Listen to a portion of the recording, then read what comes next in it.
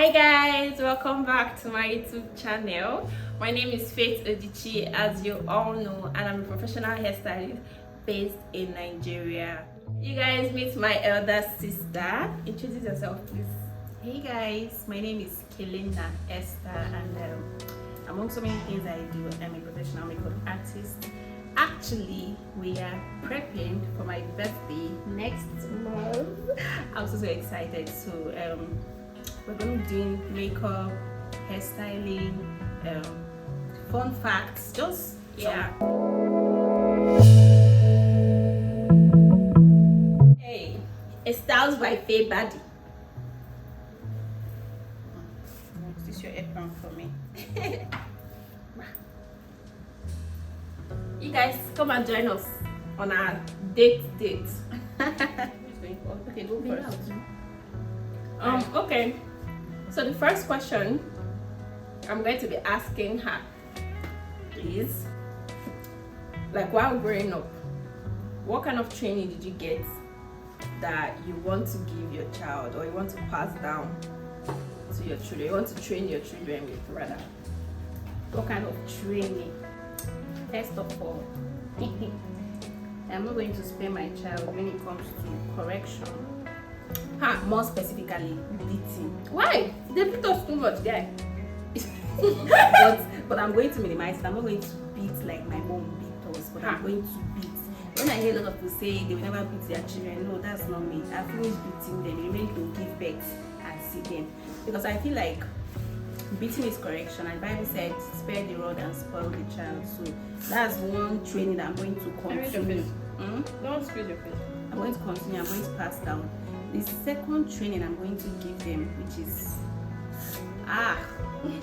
Sorry. disparities, spiritual training. Well, praying together, doing everything togetherness. Actually, growing up, the 7 of us we eat from one bowl.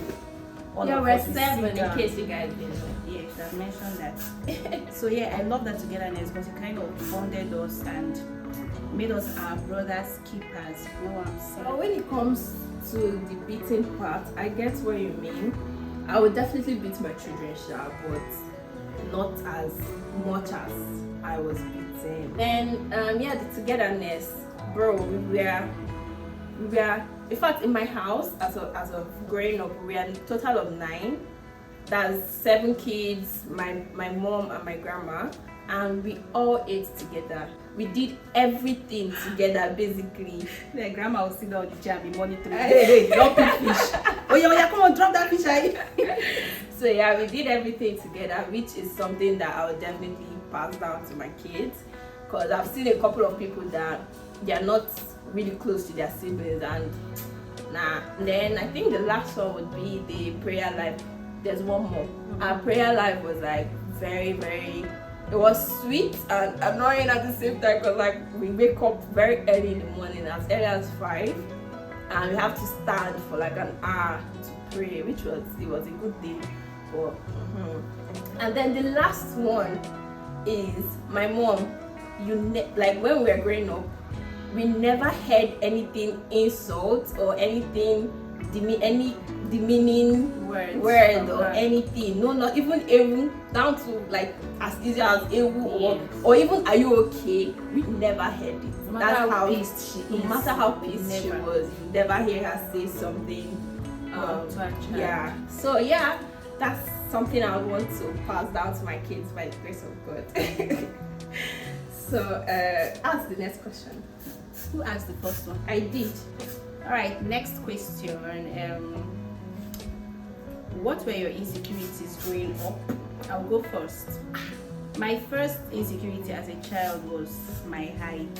Because actually, I was growing very well though. I used to be taller than this girl here and my brother. I used to be taller than them. But whenever we go to take studio pictures, you can see the height difference. But one morning, I woke up, I went to brush our teeth, and I saw that she was taller than me. And I couldn't understand, like, how did this thing happen overnight? It did not now stop there. She kept growing and growing, and it felt like I was standing out. So it bothered me as a child, like, because I couldn't understand. Guess what? When I now met my mom about it, and I asked her, why is everybody growing? And I'm not growing. Do you know what she did? She slapped my mouth. and she said something that I should not let low self-esteem start forming in me. That even if I'm not tall, am I not brainy? That I'm very intelligent, I'm beautiful, I'm this, I'm that. She said a lot of things, though it calmed me down, but yeah, on my own, I have personal work to do on dealing with that. Now I am so comfy with my height, and but let me even show you how she's taller than me. Yeah. So the second insecurity I had was my hand. I kind of felt like my hand was too big or too fat or giving Christian mother vibes. So growing up, you would never see me wear a singlet or a short shirt or anything that exposes my hand. You will never see me.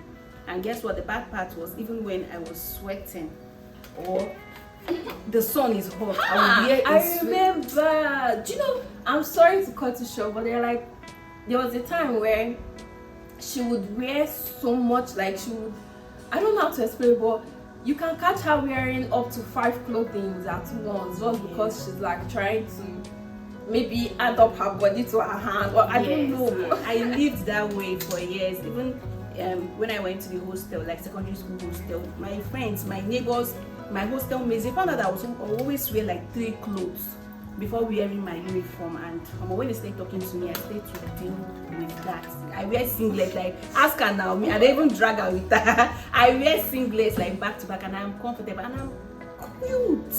And I'm cute. Yeah. So back to you. Want to share any insecurities? Let's start with my physique. While growing up, oh my god. In my school, they usually call me toothpick.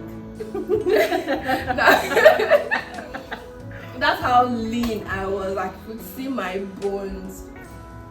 It was very, very terrible, I won't even lie. And well, let me also lie to you guys. I've not yet gotten over it because I still feel like I'm slim and I need to add some weight, but it's not as terrible as back then. So yeah, even though I'm like very okay with how I look, I still feel like I want to add a little bit. Then the next one was, I know if I say this one now, everybody will be like, my skin. Yeah, everybody keeps saying, oh, you have nice legs, you have nice. And I'm like, thank you. But growing up, it wasn't like that for me. I felt, I don't know. I had chicken pox, I had some skin issues, and so the scars were on my body. So I didn't really feel confident with it. I think the last one, let me just stop there, was just like general inferiority complex to me, Sha. I was the last. This one she added to it. How? This one added. How? Do you remember when you told me that you dreamt when they picked me on top first? It's like no. Okay, wait. No, you just say that. Yes. Actually, I could say I was a bit mischievous growing up. Very. She was. I love to look for my siblings' trouble. Like, even if I have to say something that would just make them angry temporarily, I loved doing it. Like, so one day, I told her that does she know she's not my blood sister? That they actually picked her from somewhere. That I dreamt when they picked her on top of a fence and brought her with a carton.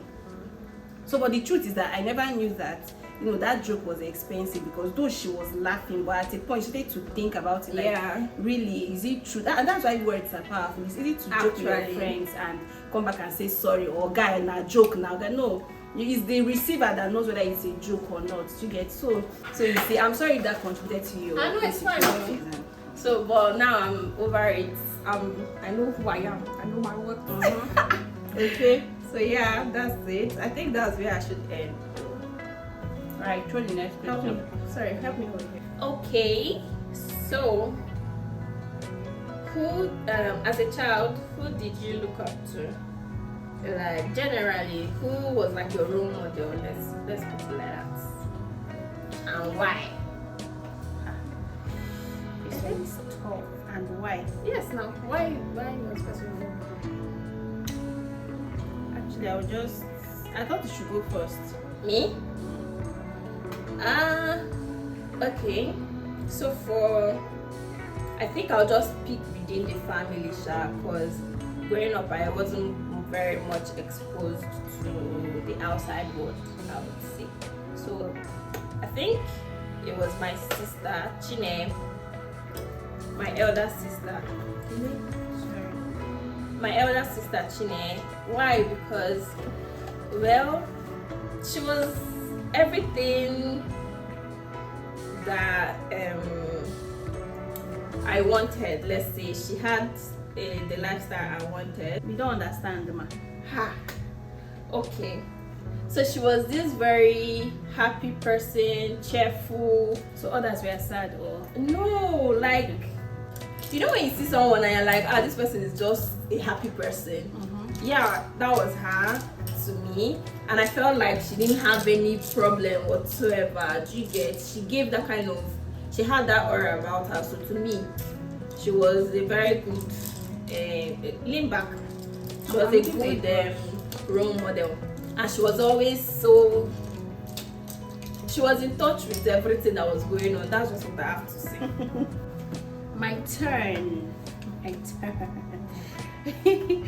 Oh god. Okay, I kind of feel like I looked up to everybody in the family in one way or the other. But you know, people come with their different sides, so depending on what is doing me. So actually, the first when it comes to my siblings, I first of all looked up to our eldest sister. Her name is Success. I used to call her Pastor Success. Yes. So I watched her life. I love the way she modeled Christ. I love the way she, she's not this. Okay, this is the part of her that I really liked. The fact that she could help you. She could transform your life with her words. She could, if she sits you down and talk to you, if you don't listen, I swear. So I'm like, wow, this is interesting. Like, this girl has the capacity to like help people. Like, you're going through stuff, you're going through this, you're confused about. She doesn't have it all, but she can give. And then she was like our second mom, because she reprogrammed our mind. She helped us to grow morally. Yeah. She helped us to grow very morally. Like, if she sees you doing something, she doesn't keep her mouth shut. She will tell you. So if you like, get angry. But the thing is that when you go back to your room, you think about what she actually said. So I loved her for that, and I looked up to her in that area. Then our second born, I looked up to her hustling spirit. She was a hustler. She can take stones and start selling stones. I loved it about her. Our third born, I loved the fact she was a beautician. She liked jewelry, she liked all those things. I love the fact she was a TV presenter. I think she still is. She still is a TV presenter. So she speaks so eloquently. We call her our Black American. I admire her for that. And she looks like one too. She looks like one. Like, she's beautiful. She's over to my immediate elder sister that she mentioned. She is generous, and we call her Generous Gift. Girl is too generous. Girl is too. See, if you want someone, if you want someone to carry your problems, just tell her. And I stopped telling her things because I found out that she was fighting my battles for me. When I tell her this person wronged me, she will meet the person, even if she's not in the same environment. She will send people down. So when I notice it, I'm like, to blow my trumpet. Let me go down to my brother and let me blow it for her. This girl is a smart, a brain child. Like, oh my god, her brain. My mom has said, I can remember one time my mommy said that when God was giving height, the reason he did not give her height is because he gave her brain. He used brain to supplement for her. Now she's very, very smart, and that's it. Let me blow her trumpet. I have. Thank you for that. So down to my younger. Oh, sorry. Please keep younger because he doesn't like it. Down to my older brother. He's a younger boy. No, he doesn't like it. Did I speak your mind? No, I'm sure. Okay. So down to my younger brother, the one whom my heart loves. Yeah, our baby for life. Allow me now. I will hot your mouth now. Alright, so I love the fact that growing up, he was someone I could look up to. And I was especially impressed because I knew how sometimes, because we were 7 children like we initially mentioned, and we had just our mom catering for us, looking after us, because my dad died very early, way too early. I was just meet my dad. She didn't meet him actually. I was just about 3 when he passed, so she did not even meet him. So we've just known my mom all along, and God being merciful, He gave us a father figure to actually look up to. So I love the fact that, in contrast to what is easily obtainable in other places, where boys who feel like they grew up in a place where, do you understand what I'm saying? They tend to want to explore, want to go the other way. They might be pressured to go into robbery, stuff like that, because they feel like something is insufficient at home. But like I said, in contrast to what is easily obtainable outside, this my brother, I am so impressed that he started to hustle at a very early age, started to impact us, started to teach us. I could remember one time we were even pressing him to get a girlfriend, and he said something I will never forget, that his sisters are his girlfriends, and if he doesn't take care of them, he has no business being outside. Take me away with you. Like, do you understand? He's someone that you need to enter his room. You need to enter. I say, if you enter his room, you're going to see maps all over. And I'm asking myself, what is this? Like, that's the way he routines his day. So he wakes up in the morning. He programs his day. He'll come and like so many maps. And I'm like, who really taught this boy this thing? I found out that he made a choice to develop himself by himself. So at the end of the day, one thing I picked from his life is that the outcome of your life is a product of your choice. Nothing like environmental factors, nothing like, I know that all those things add, but when you become an adult, you have a role to reprogram and make your choice. So at the end of the day, you're a product of your choice. So I learned that from him. Enough of playing his trumpet, down to this change. This change. It spoiled my makeup. Initially, I used to woo her because growing up, I found out that she's very soft. She's very, very soft. So there was nothing I asked her that she did not do. If I needed something, I just have to meet her when she's excited, she will do it. So she has a very soft heart. And when when we became adults, I started to notice that her friends or people were taking advantage of that, and I was scared because I know what it feels to be in a place where you're just naturally kind, but then people are stepping on your toes. Yeah, so she's very soft. She has entrepreneurial spirit, but she doesn't like stress. She doesn't like, and I used to tell her that this world is tough. You just have to. It's not easy for anybody. This much, she's tired, she's crying, and anyway, she's the baby of the house, so I give it to her for that. And yeah, so I actually looked up to all of them, and they shaped the me that you see today. How would you have possibly navigated taking care of 7 children alone? Orphanage street.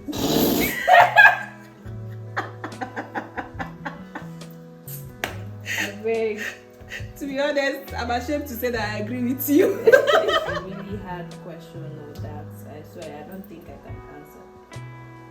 Well, me, I do not think I'll be able to cope. So what's one thing that you've learned now that you would teach your younger self?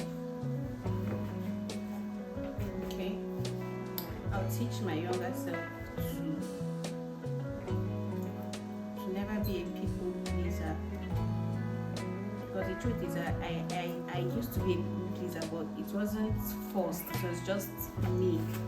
Okay, so I learned to balance things up, because at the end of the day, nobody can ever be pleased. So that's what I would teach my younger self, and even my children, because I was a victim. Yeah, I think the same goes for me. Even though right now I genuinely, I've not yet stopped it, I can't lie. I wish I can stop it. So that's a lesson that I would give my younger self, at least to start early and not be a people pleaser. It's not like it's intentional, like she said. It just is a part of me. And the second thing is don't ever try not to give too much of yourself to your present situation or whatever that is going on. Don't lose yourself in it, because when that period is done, you realize that you literally just lost yourself and you would regret it. So don't do that. Yeah. So what motivates your professional life? What motivates you? What keeps you going? Impact. I want to impact my generation. I want to contribute to the society. I don't want to live a basic life of sleep, eat, wake up, get married, give birth to children. No, God forbid. I always say God forbid because God forbid. So I want to impact my world. That's what motivates me. That's what keeps me awake. That's what keeps my brain running. What can I do? How can I do it better? That's it. What about you? Well, for me, I want to be known globally, not just in Nigeria. I want to be known everywhere for my craft, and I want to be good at what I do while being known. Yeah, I want to live a very calm life. So right now, we're almost done. You see, she's looking pink already. Look at my camera. She's looking like the real baby girl and it's girl, you know.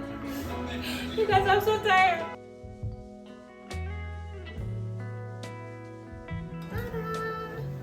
Like what you see. Alright, so we're done, and obviously it's a 10. You look sweet. 10. Mwah. So guys, you need to, should I come? No, they don't need that. They You can need to see see it. this, like, don't forget to book Styles by Faye. Period. If quality is what you're after, if perfection is what you're Mhm. after, if outstanding is what you're Speak, after, sis. look at me.